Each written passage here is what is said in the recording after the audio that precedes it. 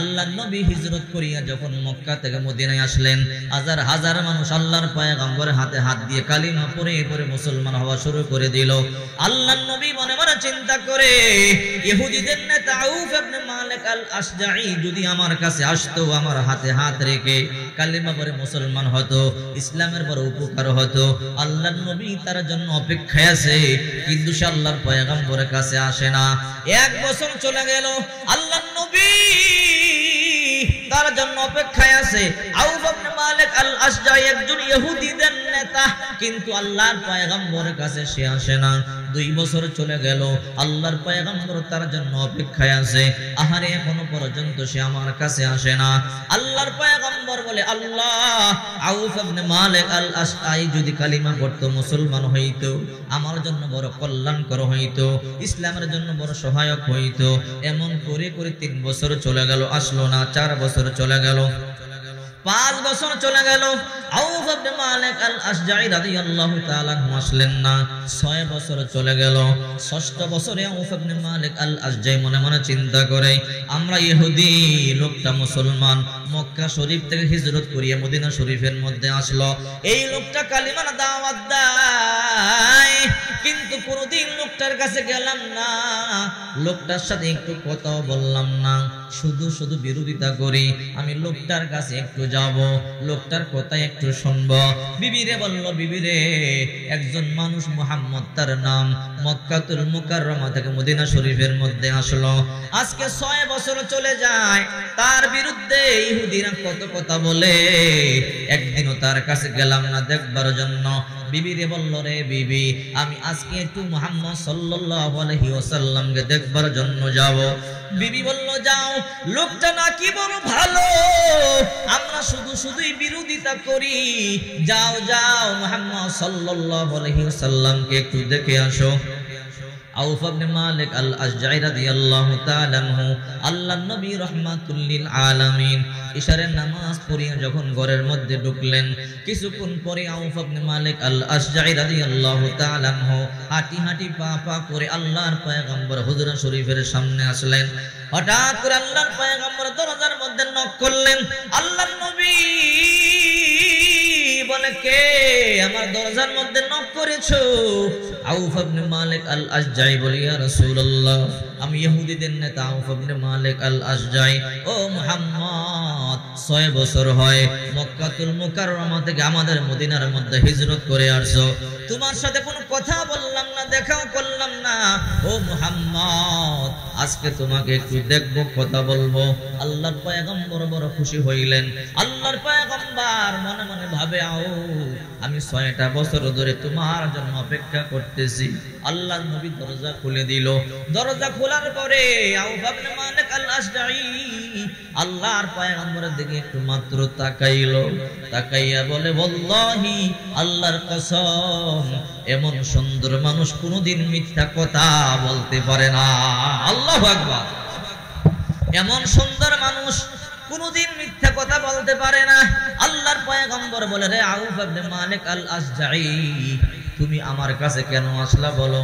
আউফ ইবনে মালিক আল আশজাঈ রাদিয়াল্লাহু তাআলা আনহু বলে, ওগো মুহাম্মদ, আমি আপনার কাছে কেন আসছি সেই কথা বলবার আগে আমার কালিমা পড়ান। আল্লাহু আকবার।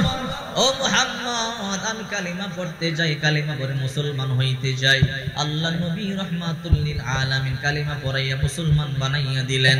আউফ ইবনে মালিক আল আশজাঈ রাদিয়াল্লাহু তাআলা আনহু বলে, মুহাম্মদ সাল্লাল্লাহু আলাইহি ওয়াসাল্লাম, আপনার মতো মানুষ মিথ্যাবাদী হতে পারে না।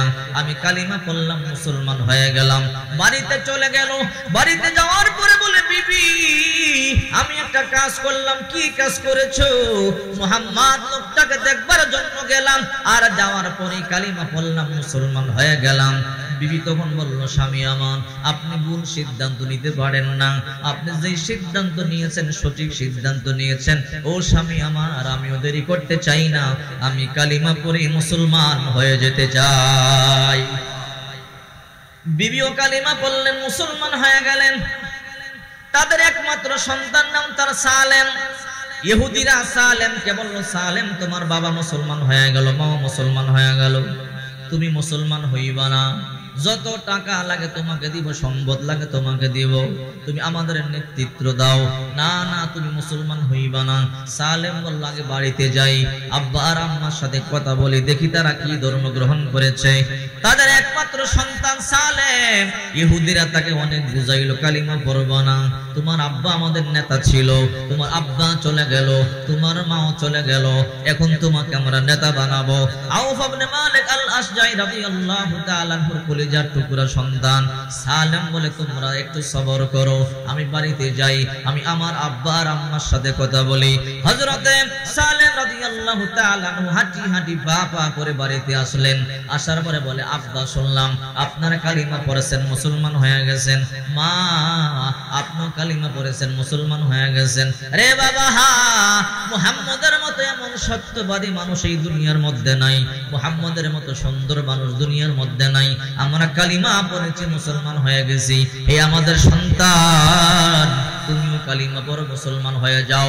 সালেম রাদিয়াল্লাহু তাআলা আনহু বলে, মা বাবা, আমি জানি তোমাদের মতো মানুষ জীবনে ভুল সিদ্ধান্ত গ্রহণ করতে পারে না। তোমরা দুইজন কালিমা পড়েছো, সাথে সাথে আমিও কালিমা পড়ে নিলাম, লা ইলাহা ইল্লাল্লাহু মুহাম্মাদুর রাসূলুল্লাহ সাল্লাল্লাহু আলাইহি ওয়াসাল্লাম। কালিমা পড়লেন, মুসলমান হয়ে গেল। মুশরিকদের মাথা খারাপ হয়ে গেল। আউফ ইবনে মালিক আল আশজাইর একমাত্র সন্তান, তার নাম সালেম, বাজার করবার জন্য বাজারে গেল। ইহুদিরা তাকে কিডন্যাপ করলো। ইহুদিরা কিডন্যাপ করে মরুভূমির মধ্যখানে পাহাড়ি এলাকার মধ্যে গুহায় নিয়ে আটকায়া রাখলো। এইদিকে ঘরে কোনো খাবার নাই। আউফ ইবনে মালিক আল আশজাই এবং তার বিবি দুইজনে 3 দিন পর্যন্ত ক্ষুধার্ত। সন্তানকে বাজারে পাঠাইলাম, সন্তান তো আসলো না, সন্তানকে কিডন্যাপ করা হয়েছে। এইদিকে একদিন নয়, 2 দিন নয়, 7 দিন পর্যন্ত সন্তান নিখোঁজ। মা আর বাবা চোখের পানিগুলো সারিয়া সারিয়া কান্দে আর দোয়া করে, আল্লাহ আমাদের সন্তানকে তুমি মিলায়া দাও। এমন করে 7 দিন পর্যন্ত কান্নাকাটি করার পর কোনো ব্যবস্থা হইল না। বিবি তখন বলল, স্বামী আমার, আপনি আল্লাহর পয়গম্বর, রহমাতুল লিল আলামিনের কাছে যান।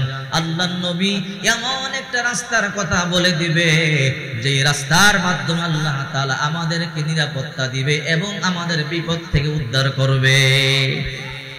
বিবি এই কথা বলবার পরে হযরতে আউফ ইবনে মালিক আল আশজাই হাঁটি হাঁটি পা পা করে আল্লাহর নবী রাহমাতুল লিল আলামিনের কাছে আসলেন। আয়েশা সালাম দিল, আসসালাতু ওয়াসসালামু আলাইকা ইয়া রাসূলুল্লাহ, আসসালাতু ওয়াসসালামু আলাইকা ইয়া হাবিবাল্লাহ। ওগো আল্লাহর নবী, দুইটা ব্যথা অন্তরে নিয়ে আপনার কাছে আসলাম। আল্লাহর হাবিব বলল, মা ইউবকিকা ইয়া আউফ ইবনে মালিক আল আশজাই, রে আউফ ইবনে মালিক আল আশজাই, কেন কান্না করো? দুইটা কষ্ট বুকের মধ্যে নিয়ে আসলাম। কি কষ্ট? 1 নাম্বার কষ্ট, আমরা মুসলমান হওয়ার কারণে আমার একমাত্র সন্তানকে মুশরিকরা নিয়ে বন্দী করে রাখছে। 1 সপ্তাহ ধরে সন্তানটাকে পাই না। 2 নাম্বার কষ্ট, 7 দিন দুনিয়া ঘরের মধ্যে কোনো খাবার নাই। ওগো আল্লাহর নবী, বড় কষ্টে আছি। আল্লাহর পয়গম্বর, তাই আপনার কাছে আসলাম। এমন একটা রাস্তার কথা আমাদেরকে বলে দেন, যে রাস্তার মাধ্যমে আমরা নিরাপত্তা পাবো, যে রাস্তার মাধ্যমে আমরা বিপদ থেকে মুক্তি পাবো। আল্লাহর পয়গম্বর 1 নম্বরে বললেন, ইত্তাকিল্লাহ, আল্লাহর উপরে ভরসা করো। আল্লাহু আকবার, আল্লাহকে ভয় করো। ইসবির, ধৈর্য ধারণ করো। 1 নম্বরে বললো, আল্লাহকে তোমরা ভয় করো, আল্লাহর উপরে ভরসা করো। 2 নম্বরে তোমরা ধৈর্য ধারণ করো। 3 নম্বরে ওয়া আমরুকা ওয়া ইয়াহা আন তাস্তাগফিরু মিন কাওলি লা হাওলা ওয়ালা কুওয়াতা ইল্লা বিল্লাহ। বাড়িতে চলে যাও, তুমি আর তোমার বিবি বেশি বেশি লা হাওলা ওয়ালা কুওয়াতা ইল্লা বিল্লাহ পড়তে থাকো। আল্লাহ অতি দ্রুত তোমাদের সন্তানকে তোমাদের কাছে ফিরাইয়া দিবে। আউফ ইবনে মালিক আল আশজাই রাদিয়াল্লাহু তাআলা আনহু বাড়িতে গেলেন। বিবি বলে, স্বামী আমার, আল্লাহর নবী রাহমাতুল লিল আলামিনের কাছে গেলেন। আল্লাহর পয়গম্বর কি বলেছে? বলে আল্লাহর পয়গম্বর বলেছে আল্লাহর উপরে ভরসা করবার জন্য আর ধৈর্য ধরবার জন্য। আর আমাকে তোমাকে বলেছে ওয়া আমরুকা ওয়া ইয়্যাহা আন তাস্তাগফিরু বিন কওলি লা হাওলা ওয়ালা কুওয়াতা ইল্লা বিল্লাহ। বেশি বেশি লা হাওলা ওয়ালা কুওয়াতা ইল্লা বিল্লাহ পড়তে আল্লাহ নাকি বিপদ মুক্ত করে দিবে। স্বামী আর স্ত্রী লা হাওলা ওয়ালা কুওয়াতা ইল্লা বিল্লাহর আমল শুরু করে দিয়েছে। ওই দিনে অ্যাকশন শুরু হয়ে গেছে। আল্লাহু আকবার। তাদের কলিজার টুকরা সন্তান সালেমকে যখন মুশরিকরা নিয়ে বন্দী করে রাখলো, সালেম তাকাইয়া দেখে প্রত্যেকটা মুশরিক পাগলের মতো হইয়া ঘোরাঘুরি করতেছে। আল্লাহু আকবার। সালেম মনে মনে চিন্তা করে কিরে সমস্ত কাফেররা পাগলের মতো হয়ে গেল। হাতের বাঁধন টান দিলেন, অটোমেটিক খুলে গেল। পায়ের বাঁধন টান দিলেন, অটোমেটিক খুলে গেল। সালেম মনে মনে চিন্তা করে সবাই যেহেতু পাগলের মতো হয়ে গেছে, এখন আমি হাঁটিয়া চলিয়া যাই। এইবার সালেম রাদিয়াল্লাহু তাআলা আনহু হাঁটি হাঁটি পা ফেলে আসতেছে। অনেক লম্বা সময় যখন রাস্তা অতিক্রম করলেন, মনে মনে চিন্তা করে বাড়িতে যাব, বাড়িতে আমার মা বাবা বহুদিন ধরিয়া ঘরে কোনো খাবার নেই না, হয়তো আব্বা আর আম্মা না খেয়ে আছে, বড় কষ্টে দিন যাইতেছে। চিন্তা করে কি খাবার নিয়ে যাব, খাবার তো নাই। হঠাৎ করে তাকাইয়া দেখে মরুভূমির মধ্যে বিশাল বড় বকরির পাল দেখা যায়, 4000 বকরি। সুবহানাল্লাহ। সালেম দেখে বকরির পালের মধ্যে কোনো মানুষ নাই। সালেম বলল চল আমার বাড়িতে চল। এই কথা বলতে দেরি 4000 বকরি সহ সালেম রাদিয়াল্লাহু তাআলা বাড়িতে চলে গেলেন। দরজার মধ্যে গিয়ে নক করলো, বাবা দরজা খোলো। কে তুমি? তোমাদের কলেজা টুকরা সন্তান সালেম। চলে আসলাম। কেমনে আসলি রে বাবা? আব্বা জান দেখলাম মুশরিকরা পাগলের মতো হয়ে গেল। হাতের বাঁধন টান দিলাম খুলে গেল, পায়ের বাঁধন টান দিলাম খুলে গেল। হাঁটতে হাঁটতে চলে আসলাম। এই ছাগল বকরি কার?